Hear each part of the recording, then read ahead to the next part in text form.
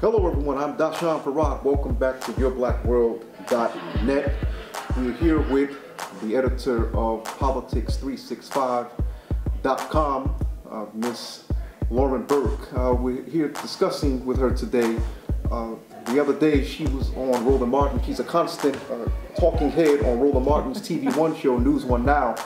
But we're going to discuss with her briefly the verbal conflict that had arose last night, depending on where you're getting this video. It was yesterday. I didn't mean to say last night. Yesterday morning, her and Dr. Umar Johnson had appeared, and there were certain questions that had arose concerning Dr. Johnson's credentials, his positions on race, his positions on interracial marriage, his school, and the debate seemed to get quite heated once they got on the interracial topic.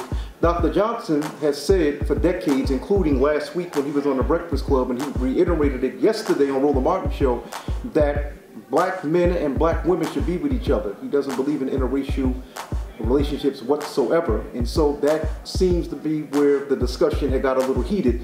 Now, Lauren, okay, now you disagreed with Dr. Johnson's position on that. Now, yeah. What's that about? Well, what it's about is we're a diverse nation. To make a sweeping indictment of any group, I think is not the right thing to do. But I get what he's saying in terms of empathy. Obviously, you got to walk in somebody's shoes to experience what they experience. It's just that we live in a country with some strange anomalies because we are a diverse country, unlike some other countries, China, Japan, they just have effectively one group of people walking around. We get these weird anomalies every now and then. We get Eminem or we get Tiger Woods is thrown in there. So I don't know that it's a good idea to make sweeping indictments about 193 million people or 43 million people. Same thing that racists do with us all the time, sweeping indictments about all of us. So what I was meaning to say, not easy to say in the time constraints that we have. I can't make that excuse because I'm used to the time constraints on the show. But what I was trying to say to Umar was, look, how do you know there's not somebody out there in that 193 million that may be the person that empathizes with you? We got some people walking around that... Well, you had mentioned... Go ahead, I'll let you finish. Go ahead. We got some people walking around that do understand racism quite well, who are not our skin shade. So that's all it was. You had mentioned Tim Wise and Reverend Waddle. Yeah, Wallace. Waddle, I said Waddle. Excuse me, sorry about that. Reverend Wallace. And I'm familiar, of course, with both. I've actually spoken with Tim Wise on occasion. But just to let you know, people are literally ripping you and Roland right now. I'm saying all over Twitter, YouTube, Facebook, people going in on you and the Eugene. The brother that's Republican. Okay. Eugene gets it a lot because he's black. Right, definitely. But people are literally, like, as we speak now, they're just going in on you. Now, concerning, now, it's very surprising, and I hate to sound like I'm stereotyping. I would say that to me, and I'm not at all knocking your position, but it's very surprising that a black woman would take that position, because oftentimes, even though according to blackdemographics.com, 86% of black men do marry black women, you still have black women complaining that the brothers are not pursuing you, or we're pursuing you for others. So I just thought it was a little ironic. And like I said, I hate the stereotype, but most black women don't take the position that you have. Most black women that I've spoken to will say, well, you know what, Umar, you're right about that. In fact, this event that we're at tonight, I'm not going to mention who, but a sister told me, she said, I agree. She actually disagreed with you, but agreed with Umar. Right. Well, a lot of people have said, certainly Umar's got a lot of positions that I agree with in terms of, he's got some very interesting positions in the black church I agree with. The effort for the school for St. Paul's is great. It's an action-based thing. I just think in general, I understand it given our history, 400 years of degradation, 400 years of racism, 400 years of subjugation. We are insecure about certain things, I think, understandably. And I'm not sure it's a good idea to judge what people are thinking in their hearts and minds about each other unless you know somebody. The skin sometimes is not kin. I can meet somebody like Clarence Thomas, and Tim Wise might be more of a brother than Clarence Thomas. I mean, that's the reality of our situation. We heard it tonight, one of the members said skin ain't kin on another matter. But I get what Umar is saying with regard to, you know, when you are with people in your own group and you've had the same experience, particularly in this country, unbelievably uniquely tragic experience of racism, 400 years of it, and it continues today. And we see what's going on with police brutality, etc. The question becomes, when you marry somebody, you want to marry somebody obviously that empathizes with you and what you've experienced. So I get it. It's not like, you know, it's not like a personal thing. I mean, I think a lot of people, you know, we talk about race and relationships and our choices, black women, you know, black women, black men, etc. It gets real sensitive territory real fast. But I think at the end of the day, you know, it's a very personal thing. Who you marry, you know, Umar says it's a political thing. Okay. But I don't know you until I know you. To make these broad brush assumptions about people simply based on skin color, how do you know? How do you know that somebody empathizes with you because of skin color until you know them? Now, I'm not saying that there's a lot of Tim Wises out there. There's not a lot of Tim Wises out there. Tim Wise is almost like an anomaly, you know, but there is a Tim Wise out there, and there is a Clarence Thomas type out there. And the question becomes, like, who in that equation would you pick? now this is what I have to ask you now concerning Tim Wise and Reverend Wallace, and of course, I forgot the woman that Roland interviewed maybe 2 months ago. First time I saw this white woman was on Oprah when I was 15. Oh yeah, the blue eyes. Yeah, I remember that. The older woman. Right, yeah. I remember that. Her name escapes me right now. But Malcolm X had said something very interesting. Right. Okay. After he came back from Mecca. Right. He warned black people to beware of white liberals. Right. Now, do you share some of that? I mean, think about it. What's your thoughts? Okay, on that statement. What's your thought on white liberalism? You mentioned the Tim Wises. Well, I mean, obviously Tim Wise. Do we need them as allies? Do we need them as allies?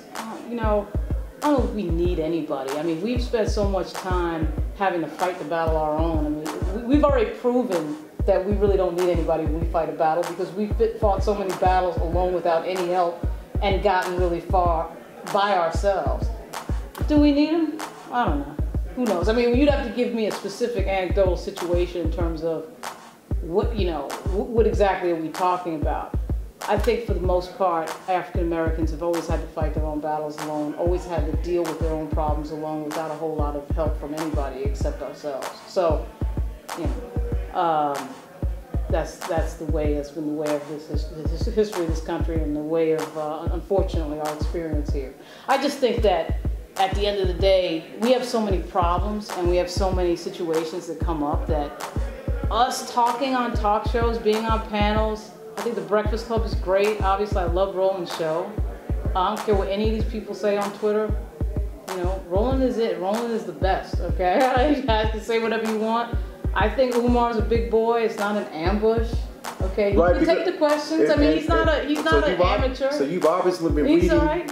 That's the main word we've been hearing on the internet. Yeah. Ambush. I mean, you know, that's all people. Because I asked on my Facebook page. Yeah. I said, look, I said, Roland is being beat up right now. I said, you know, because of the interview. I said, is it deserved? And all you saw on my Facebook page and on Twitter and his page, ambush. Yeah.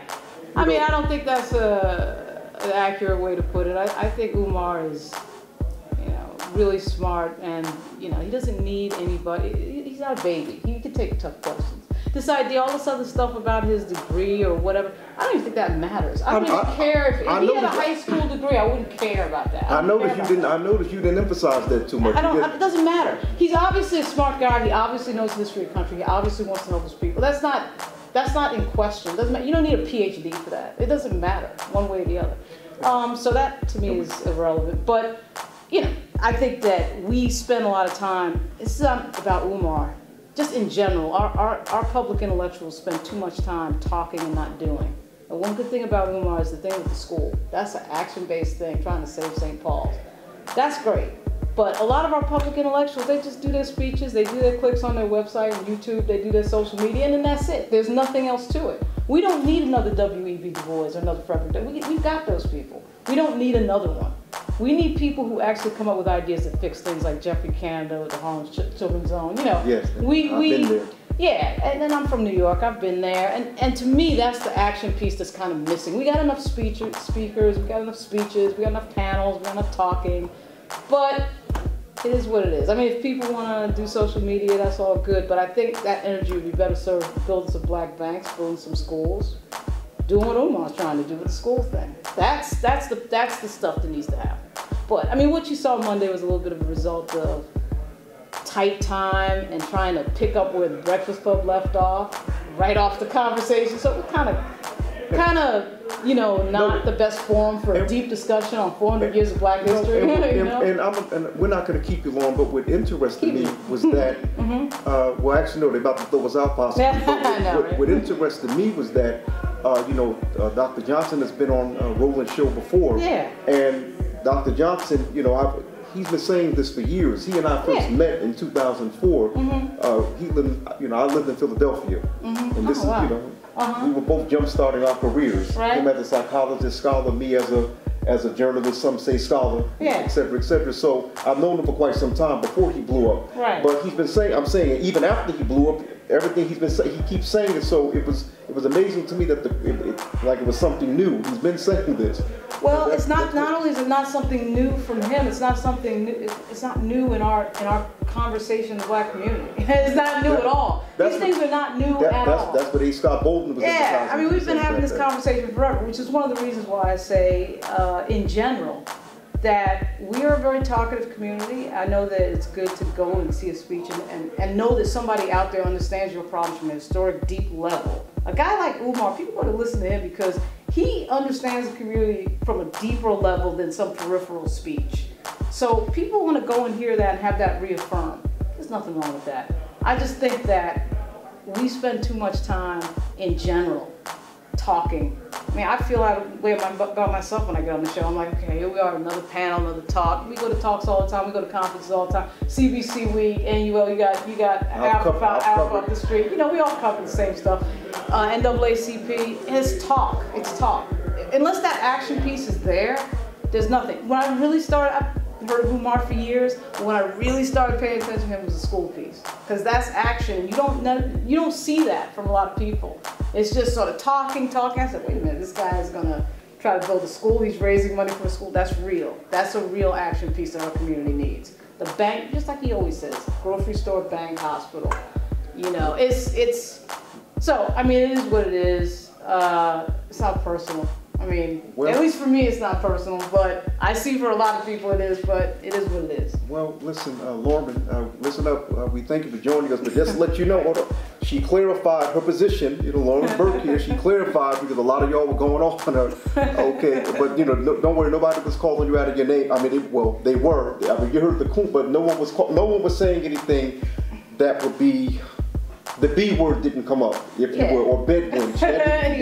You weren't called that, but we're gonna have look, it's a free country. I'm a journalist. You know, people have the right to say whatever they want. Yes, I mean, that's what the First Amendment's about. I didn't get into this game because I thought I would never be criticized. So it's all right. Well, listen to me, and I've been there. Okay, briefly, before we go off the air, let people know where they can find you.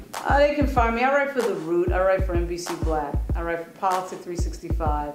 And as I think a lot of people know, I'm on Twitter at LV Burke, LVBURKE. That might have been a mistake, but the Twitter thing. Okay, anyway, family, we're here with Lauren Burke. We thank you very much for joining us. I'm Dashawn Farad. Don't forget to subscribe to yourblackworld.net. And by the way, we did this broadcast tonight in Washington, D.C. See you next time.